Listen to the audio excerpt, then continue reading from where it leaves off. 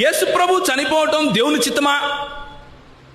దేవుడు ఎక్కడైనా తన ప్రవక్తలను చంపనిస్తాడా? దేవుడు ఎక్కడైనా తనను నమ్మిన వారిని చస్తూ ఉంటే చూస్తూ ఉంటాడా అన్నటువంటి ప్రశ్న.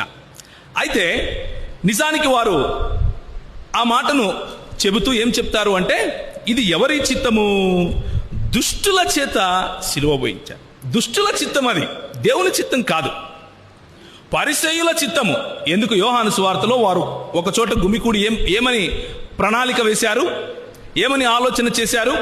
యేసు ప్రభువును చంపాలి అని ఆలోచన చేశారు. కాబట్టి అది పరిసయ్యులు మరియు శాస్త్రుల చిత్తము, అంతేకాని దేవుని చిత్తము కాదు.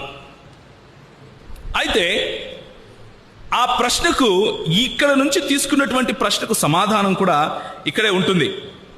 3వ అధ్యాయము అపోస్తలుల కార్యములు 15వ వచనం చూస్తే, మీరు జీవాధిపతిని చంపితిరి.